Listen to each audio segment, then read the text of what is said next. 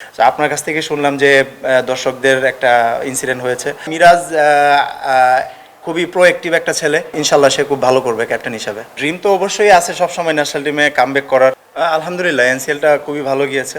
আর preparation যেটা বলেছেন, যেহেতু একটা ভালো টুর্নামেন্ট গিয়েছে, তো ওইখানের যে পজিটিভ যে আমার পারফরমেন্সটা ছিল, পজিটিভ যে ভাইবটা ছিল, ওইটা আলহামদুলিল্লাহ ক্যারি করতেছি। সো আমার কাছে মনে হয় যে প্রিপারেশন মাসাল্লাহ খুবই ভালো হয়েছে। এখন আসলে এক্সিকিউটের সময়। হ্যাঁ, অবশ্যই অ্যাজ এ প্রফেশনাল প্লেয়ার আমি সবসময় একটা কথা বলি যে অ্যাজ এ প্রফেশনাল প্লেয়ার আপনার প্রত্যেকটা টুর্নামেন্টই আপনার ক্যারিয়ারের জন্য খুবই ইম্পর্টেন্ট। দেখেন, আমি যদি এনসিএলটা আমার ভালো না হইতো তাহলে হয়তো আমাকে নিয়ে এত আলোচনা হইতো না। সো এভরি অপরচুনিটি ম্যাটার্স করে আমার কাছে। আর মনে হয় বিপিএলটা যেহেতু ফোকাসটা বেশি থাকে, এখানে আসলেই ওইভাবে প্রিপারেশনটাও আমার আলহামদুলিল্লাহ ভালো হয়েছে। তো চেষ্টা থাকবে যেন বিপিএলটাই ভালো করতে পারি, কারণ এখানের ফোকাসটা যেহেতু বেশি, সো আলোচনাও বেশি হবে। সো চেষ্টা থাকবে যেন এটা ভালোভাবে করতে পারি। না, আসলে এই যে ভাইয়া প্রথম যে কোয়েশ্চেনটা করে যে এনসিএল টুর্নামেন্টটা ভালো গেছে, তো আমার কাছে মনে হয় ভালো যাওয়ার থেকে আমার কাছে আমার পার্সোনাল ক্যারিয়ারের জন্য এটা খুব ইম্পর্টেন্ট টুর্নামেন্ট ছিল। কারণ আমি চাচ্ছিলাম অনেক দিন ধরে আমার যে ট্যাগ যেটা আছে, আমার শুধু বলার ট্যাগটা ছিল। তো আমি পার্সোনালি চেষ্টা করতেছিলাম যেন আমি নিজেকে অ্যাজ অ্যান বোলিং অলরাউন্ডার হিসাবে প্রুভ করতে পারি। তো আমার কাছে মনে হয় আমি এটা মোটামুটি করতে পেরেছি। লাস্ট ডিপিএলও আলহামদুলিল্লাহ ব্যাটে বলে ভালো পারফর্ম করেছি। সো এনসিএল বিসিএলও আলহামদুলিল্লাহ ভালো হয়েছে। তো এই এনসিএল টুর্নামেন্টটাতে আমার কাছে মনে হয় যে আমার ক্যারিয়ারের জন্য একটা নতুন স্টেপ হবে এটা, যে আমি আমার নতুন একটা ট্যাগ যুক্ত করতে পারছি নিজের ক্যারিয়ারে। ব্যাটিং নিয়ে স্পেশালি আমি যখন শুরু করি এজ লেভেল থেকে, যেহেতু আমি এজ লেভেলের সবগুলা ফেজেই খেলেছি, আন্ডার 15, 17, 19। সো তখন থেকে ব্যাটিং নিয়ে আসলে টুকটাক কাজ করা হয়তো, বাট অ্যাজ এ মানে ওই রকম চিন্তা ছিল না যে আমি পেস বোলিং অলরাউন্ডার হওয়ার জন্য যেভাবে কাজ করা লাগে, যে আমি স্পেসিফিক আমার যে রোলটা আছে ওইটা নিয়ে হয়তো ওইভাবে কাজ করিনি।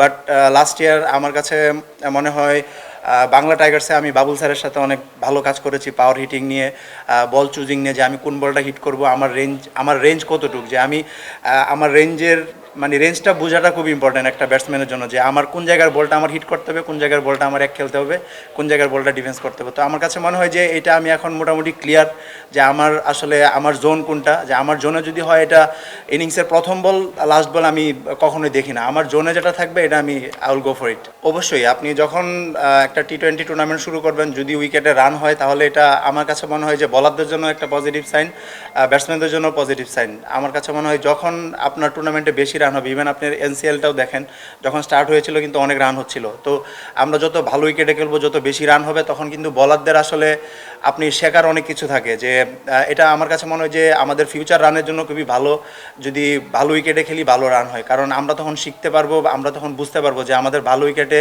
আমাদের যে স্কিলসগুলো আছে এগুলো 100-এ 100 হতে হবে। যদি আপনার 80%ও হয় তখন কিন্তু আপনার দেখা যাচ্ছে যে আপনি এক্সপেন্সিভ হয়ে যাবেন। তো আমার কাছে মনে হয় যদি উইকেট ভালো থাকে তাহলে খুব ভালো খেলা হবে, এটা বলারদের জন্যও ভালো আর ব্যাটসম্যানদের জন্য তো অবভিয়াসলি ভালোই। না, আসলে দেখেন, ড্রিম তো অবশ্যই আছে সবসময় ন্যাশনাল টিমে কামব্যাক করার, যেহেতু একবার খেলেছি তো পারফর্ম করতে পারিনি হয়তো ওইভাবে, বাট আমার ড্রিম আছে যেন আমি আবার যদি আল্লাহ সহজ করে দেয়, যদি সুযোগ পাই তাহলে যেন পারফর্ম করতে পারি। আর আপনি যেটা বলেছেন, আমি আসলে এইভাবে চিন্তা করছি না, কারণ আমি আমার পার্সোনাল কেরিয়ারের জন্য এটা আসলে খুব ইম্পর্টেন্ট আমার জন্য। আমি ফিল করি যে আমার বোলিংয়ের পাশাপাশি যদি আমি ব্যাটিংটা ভালো করতে পারি তাহলে আমার যেরকম আমার কেরিয়ারের জন্য অপরচুনিটিস বেশি আসবে, আমি যেই টিমকে রিপ্রেজেন্ট করব ওই টিমেরও আসলে আমার প্রতি ফেইথ বা আমাকে দিয়ে তাদের যে চাওয়াগুলো এগুলো পূরণ করার আমার কাছে মনে হয় অপরচুনিটিস বেশি থাকবে যদি আমি বোলিংয়ের পাশাপাশি ব্যাটিংয়েও কিছু কন্ট্রিবিউট করতে পারি। আসলে আনফর্চুনেটলি আমি সকালবেলায় চলে আসছিলাম প্র্যাকটিসে, সো আমি আসলে ওইগুলো দেখতে পারিনি, যেহেতু আমি মোবাইলও ওইভাবে অন করিনি। তো আপনার কাছ থেকে শুনলাম যে দর্শকদের একটা ইনসিডেন্ট হয়েছে। তো আমার কাছে মনে হয় আমরা আসলে ক্রিকেটটা খেলি দর্শকদের জন্য, এটা দর্শকরা যাতে মাঠে আসতে পারে, দর্শকরা যেন খেলাটা উপভোগ করতে পারে, এই অপরচুনিটির জন্য তাদের করে দেওয়া হয় সুন্দরভাবে। আর যেহেতু প্রথম ম্যাচটাই সুন্দর ভালো খেলা হচ্ছে, তো আমার কাছে মনে হয় যে এটা গুড সাইন একটা সুন্দর টুর্নামেন্ট শেষ হওয়ার জন্য। তো আশা করবো যে এইভাবে কন্টিনিউ করবে, আমাদের বাংলাদেশ ক্রিকেটের জন্য ভালো হবে। এটা আসলে পার্সোনালি আমি যদি বলার বলেন বলার, তো আমিও পার্সোনালি চাই যে ভালো খেলা হোক, অনেক রানের খেলা হোক। তাহলে আসলে আমার কাছে মনে হয় আমরা যদি টিম চিন্তা না করি, তাহলে আমার কাছে মনে হয় যদি বেশি রানের খেলা হয় বা ভালো খেলা হয়, এক্সাইটিং ম্যাচ হয়, তাহলে আমাদের বাংলাদেশ ক্রিকেটের জন্য এটা ভালো হবে। মিরাজ খুবই ভালো। মিরাজের সাথে, মিরাজের ক্যাপ্টেন্সিতে আমি আন্ডার 19ও খেলেছি। মিরাজের ক্যাপ্টেন্সিতে আমি এর আগেও খেলেছি, মোহামেডানে মিরাজের সাথে খেলেছি। তো আমার কাছে মনে হয় মিরাজ খুবই প্রোঅ্যাক্টিভ একটা ছেলে। আমার কাছে ও গেমটা খুব ভালো বুঝতে পারে আগে থেকেই। আপনারা সবাই জানেন যে ও প্লেয়ার হিসেবে মাশাআল্লাহ খুবই ভালো। তো আমি তার মধ্যে লিডারশিপ কোয়ালিটিটা খুব ভালো দেখেছি, কারণ আমি কাছ থেকে দেখেছি এজ লেভেলে ও আমাদের সাথেই ছিল। আগেই বললাম যে ও একটা প্রোঅ্যাক্টিভ ছেলে। তো প্রোঅ্যাক্টিভ যারা থাকে তাদের আসলে মাঠে ডিসিশন নিতে খুব ইজি হয়। আমার কাছে মনে হয় যে ইনশাল্লাহ সে খুব ভালো করবে ক্যাপ্টেন হিসাবে। প্রতিপক্ষ যদি চিন্তা করেন, আসলে সবগুলা টিমেই খুবই ভালো টিম হয়েছে।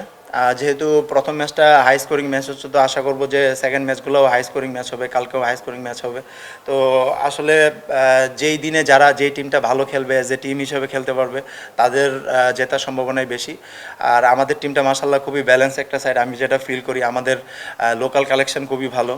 আমাদের ব্যাটসম্যানরা মাশাআল্লাহ খুব ভালো শেপে আছে। নাইম শেখ অনেক রান করে এসেছে, আফিফ ভালো শেপে আছে, মিরাজ ভালো করছে। আর বলাররা হাসান মাহমুদ, আমি আছি, তারপরে নাসুম আছে। তো আমাদের বোলিং ব্যাটিং খুবই ভালো একটা কম্বিনেশন আছে। আর চিটাগংও ভালো টিম। তো আমরা আশা করব আমরা যদি অ্যাজ এ টিম হিসেবে খেলতে পারি, তাহলে ইনশাল্লাহ আমরা ভালো করব। আর নিজের লক্ষ্য চেষ্টা করব, টিম আমাকে যে রোলটা দেয়, টুর্নামেন্ট শেষ হয়তো দেখা যাবে যে আমি কতটুকু ফুলফিল করতে পেরেছি। আর পার্সোনাল লক্ষ্য থাকবে, আমার টিম যেটা আমার কাছে ডিমান্ড করছে ওটা যদি আমি ফুলফিল করতে পারি, তাহলে আলটিমেটলি আমার কাছে মনে হয় আমার পার্সোনাল গোলগুলোও অ্যাচিভ হয়ে যাবে। প্রত্যাশা তো সবসময় থাকে যে বিপিএল, যেহেতু আপনারাই বলেছেন বিপিএলে ফোকাস বেশি থাকে, তো এখানে পারফর্ম করলে আসলে সবার নজর বেশি থাকে। তো চেষ্টা করব যেন এখানে ভালো করতে পারি। আর ভালো করলে অপরচুনিটিস আসে, ভালো করলেই কথা হয়, খারাপ করলে কখনো কথা হয় না। সো চেষ্টা থাকবে যেন এই টুর্নামেন্টটা যদি ভালো যায়, তাহলে ইনশাল্লাহ আমার কেরিয়ারের জন্য খুবই ভালো একটা সাইন হবে এটা। ফরেন প্লেয়ার আমরা অ্যাজ পার আমরা লাস্ট 2 দিন প্র্যাকটিস করেছি। তো আমাদের টিমে যারা এসেছে, আমাদের ইব্রাহিম জাদরান আছে, তারপরে পাকিস্তানি সালমান ইরশাদ আছেন, তারপরে অস্ট্রেলিয়ান একজন উইল বশিষ্ঠ আছে, দারুইস রাসুলি আছেন, ওশান তোমাস আছেন, মোহাম্মদ নওয়াজ আছেন, পাকিস্তানি অলরাউন্ডার। তো আমাদের আলহামদুলিল্লাহ 6জনই তো নবে 6জন ফরেন রিক্রুট আছেন। এটা আসলে টিম ম্যানেজমেন্ট ভালো বলতে পারবে। আমি এই 6জনকেই দেখেছি। তো আশা করি আমাদের আরও ভালো ভালো প্লেয়ার আসবে ইনশাল্লাহ। আসলে প্রত্যেকটা টিমেরই প্রাথমিক লক্ষ্য থাকে আসলে টপ 4 থেকে শেষ করা।